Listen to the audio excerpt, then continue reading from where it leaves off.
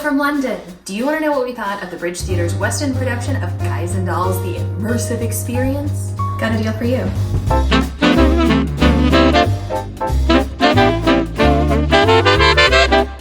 Were you emotionally invested in characters? I do wish that we had done that, and we will do it next time. Hi friends, if you're new here, my name is Katharine Quinn. I talk about Broadway, lifestyle, financial freedom, but mostly just a bunch of theater stuff. I work on Broadway, I work on off-Broadway shows, I work on pre-Broadway shows, and I'm currently in London seeing 4 shows in 4 days. I gotta talk to you about Guys and Dolls, but I have a special guest who needs to join me. Baby.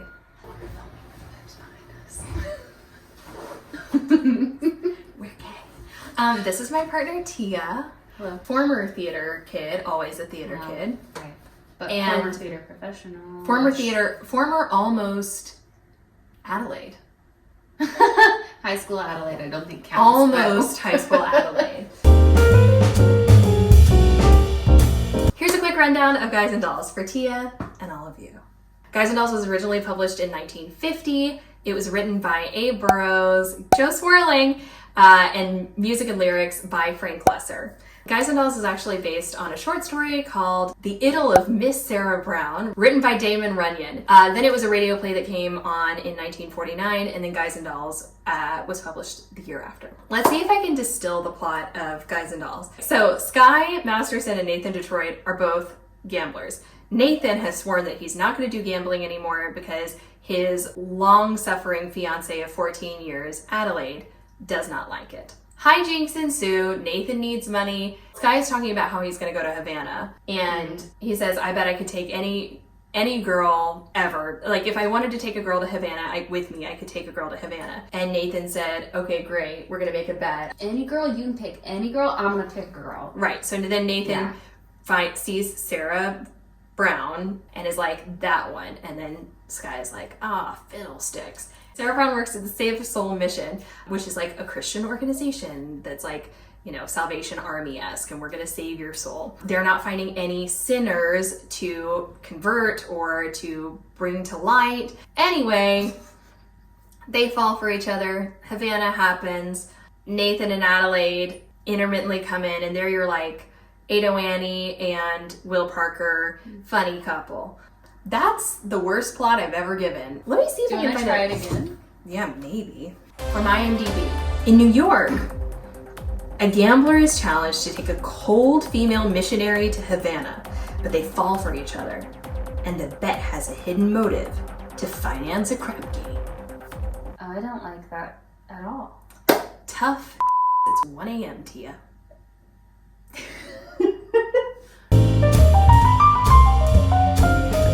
Okay, so we're gonna start from the top. Getting tickets was easy, and also fees here are so reasonable. In the States, we pay like $15 to $20 in online fees, and so I'm always like, go to the box office. In London, that's not a thing. I'm gonna make a separate video once it's up. I will link it up here of like London theater tips, because I have actually found the process of getting tickets and getting to the theater and what is done at the theater, and some of the customs are just different than Broadway shows. Yeah, you told me some very fun things that I did not know. First of all, the Bridge Theater is not in the heart of London Theaterland. We were like, so we were thinking, and by we I mean I, who have planned this chaotic adventure, thought that we were like 10 minutes away from the theater because we were 10 minutes away from Theaterland. So at like 6:58, the show's at 7:30 because they're civilized here. No 8 p.m.s. Why would you ever have an 8 p.m. show? Awful. Anyway, I was like, 10 minutes is more than enough time, thinking like, okay, I'm just gonna see how much work I can cram into the next 10 minutes, blah, blah, blah. I'm just gonna look up how long the Uber ride is gonna be. 30 minutes. Let me tell you, neither of us were in anything but PJs. No. So we were 2 minutes late, and they did not hold house. Yeah, typically there's like a 5-minute hold. At least 5 to 8 is like standard in New York. You come into the lobby area of the Bridge Theater, and then you head downstairs and downstairs. The theater is like blue. If you are not familiar with what they have done with this Guys and Dolls production, it is very immersive. It is very in the round, and the set is on hydraulics so that as a scene is happening, there can be like stair-steppy moments happening. Yeah. Yes, this is what the set is doing at any given moment. So a little CNET can happen over here. CNET ends crossfade, literally cinematically, and another level raises. So we sat instead of stood, which next time I do recommend standing, even though it's a 3-hour show.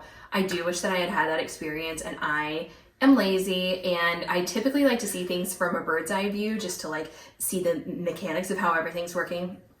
People told us too. And I think both of us were like, no. Because Here Lies Love, we sat, and I loved sitting in Here Lies Love. But Here Lies Love still was playing to a large, true. So most of it was still playing that way. That's true. And they were still like assuming that the majority of the audience was in one direction, where this was true in the round. Yeah. So they were all over. So certain scenes, they had their backs to us.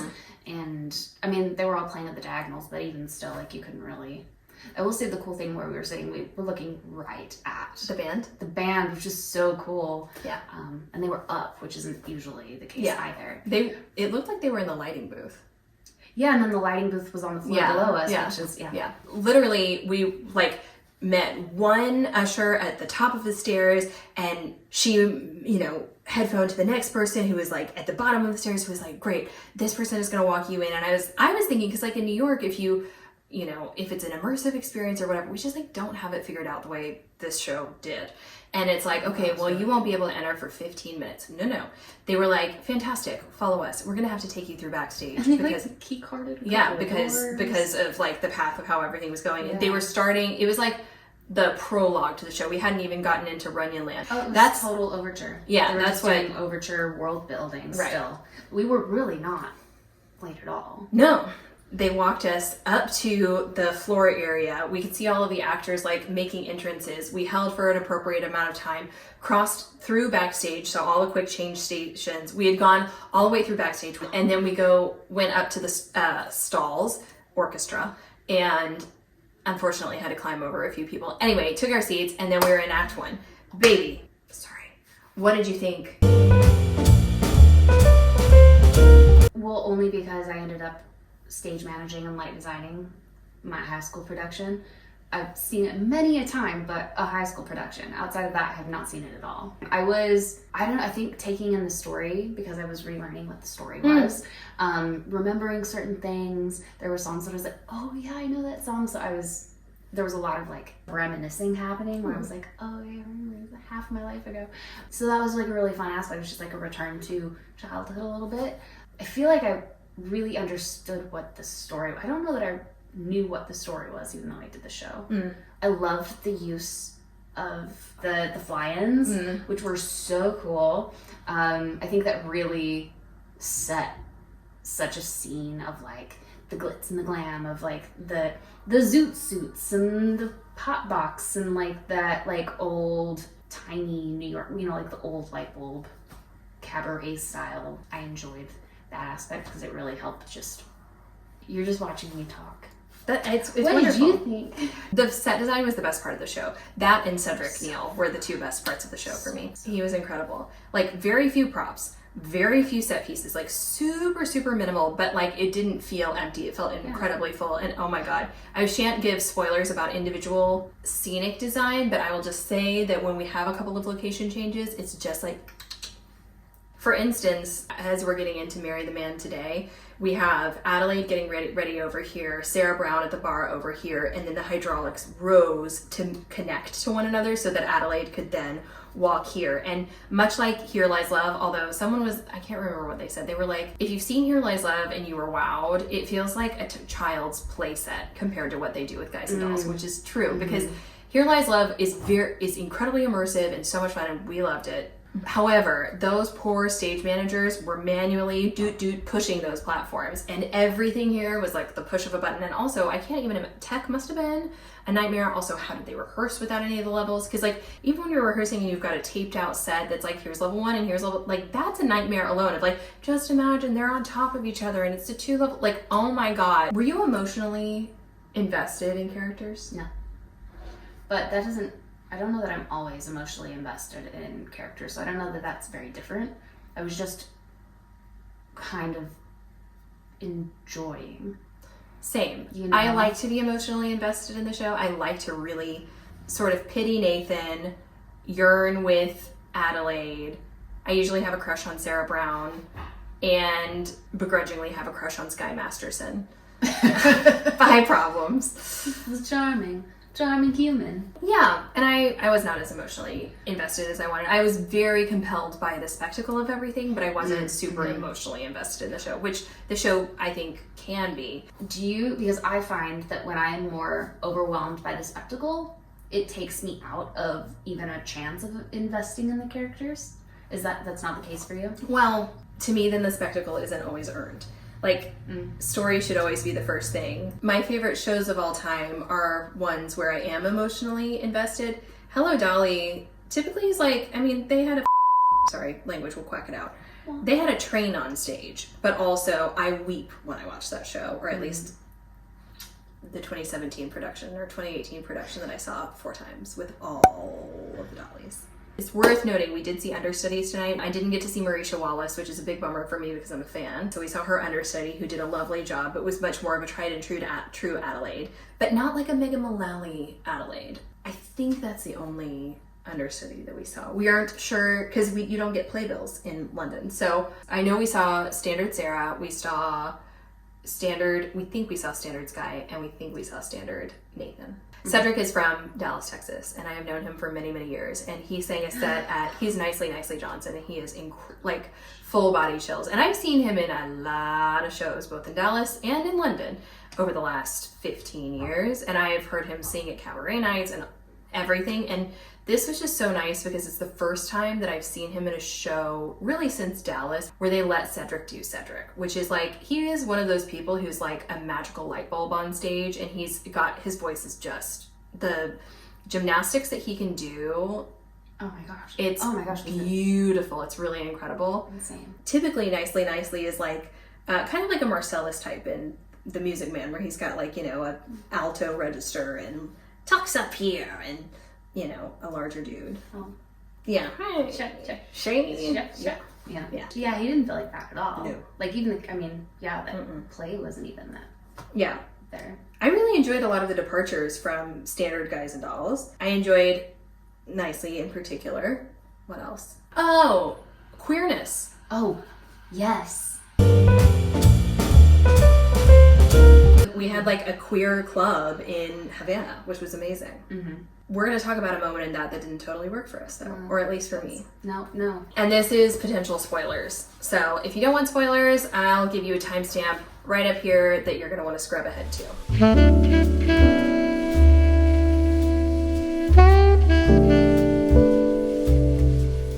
Sarah Brown and Sky Masterson go to Havana. That's not a spoiler. And in this production, like, a guy invites him to dance at the queer club.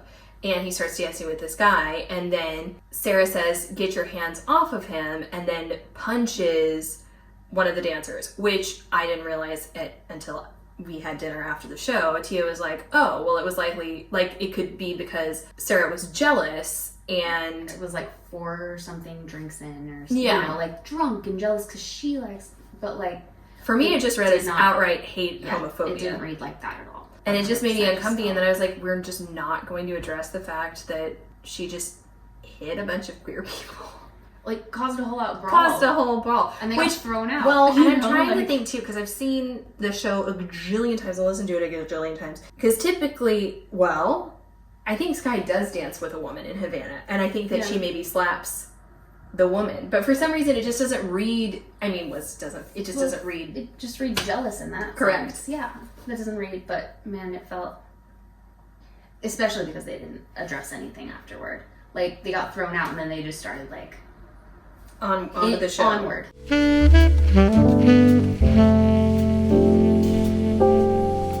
Yeah. Do you want to talk about the Butch representation?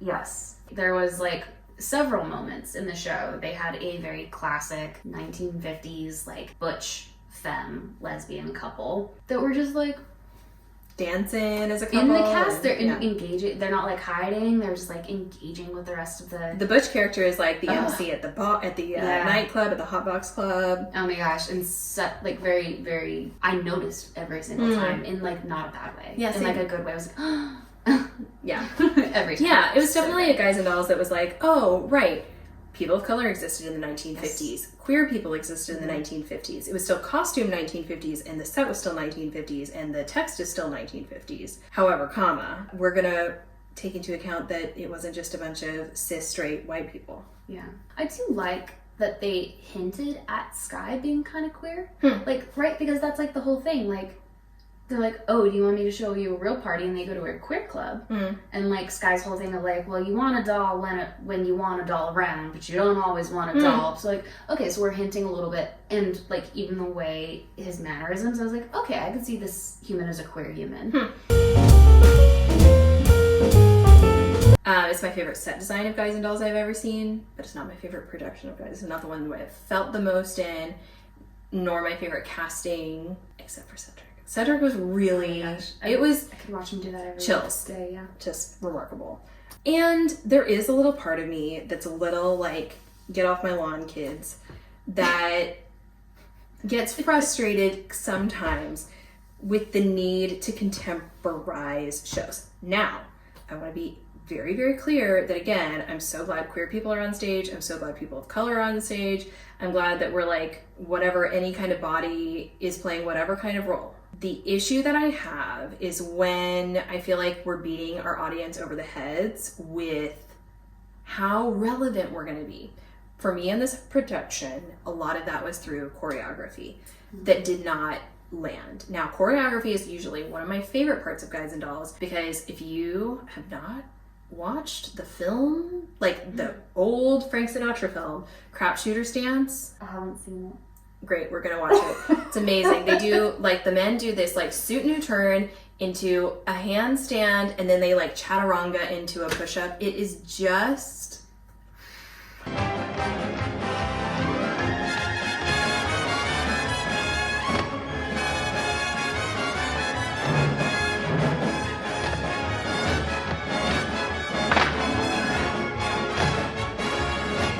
And I appreciate that the Hotbox Club is a club.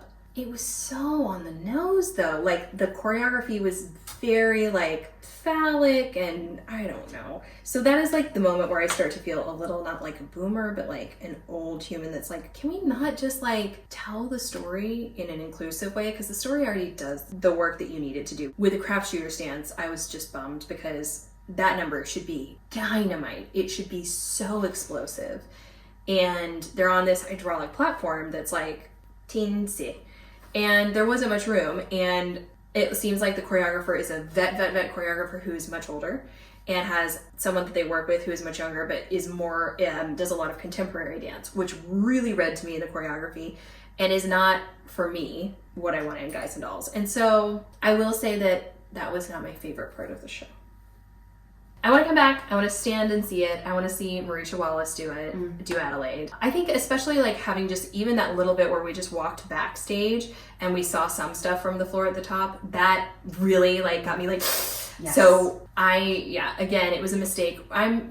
We're two autistic humans if you haven't been following me. And so sometimes it's tricky. Like I don't really like to be in a show when I don't know what the rules are. This actually seemed like an experience where the rules were very clear. The stage managers dressed as cops were very cute and very clear about when things should be moving. And it was really, really lovely. So I think the standing experience really would have been exceptional. And I do wish that we had done that. And I will do it next time. I don't know. I don't know that I would do the standing. Really? I think the only part about the standing that I was a little about, right? So during intermission, they had some of the actors come out and do like a full cabaret number, like they had multiple cabaret numbers, which was really cool. And then after the show, which is why they wouldn't let you do it unless you were a part of the floor crowd, they had like a full dance party with the cast at the end of the show.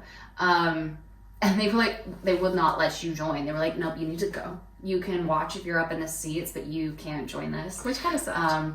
Well, especially because I feel like several actors kept being like, calm down. But maybe they weren't. Maybe they were like trying to get the other crowd to I wanted to dance with Cedric. I did too. I know, but they were not having it. And I don't know, maybe it's like a fire code thing, or maybe it's a hazard, or I don't know. I'm sure there are reasons. But it felt, I will say it felt shapoopy as an audience member to be like, no, you can't be a part of this. Yeah. Do you know what also was a really, I think I pointed it out to you during the show too, in addition to like going backstage and seeing that aspect of it, they did a full costume and wig change in the crowd on the floor just next to the platform, which I've never seen really happen. I mean, literally, they were taking pins out. Had her water there. Yeah, she the had whole a drink quick of change water. was just in view. Like exactly what would happen off in the wings where Yeah. you wouldn't see it. They just did it like with two people just standing like this in a dresser. You would see it again? I would see it again. Would I recommend this? Absolutely. We both really enjoyed it to varying degrees. I do recommend it. And stay tuned because tomorrow we've got a double feature. We're going to see Operation Mincemeat and Casey Levy and Next to Normal. I'm nervous. I'm nervous because I had very high expectations for Guys and Dolls. Some were exceeded and some weren't quite met. And so I'm a little nervous, but I think I'm going to love it. All I know is I'm going to go in and I know I'm going to cry. Yeah, I probably will too. It's going to be a good time. Who wants to watch us cry? Stay tuned. Click that subscribe button. No, but seriously, as always, feel free to follow me on Instagram and TikTok at It's Katharine Quinn. I post new videos here every single week, and in this case, multiple videos a week. So hit that like button. Let me know that you're enjoying what I'm doing. Click that subscribe button, and I'll see you next time. Bye. I love you. I love you too. I appreciate that you put up with me.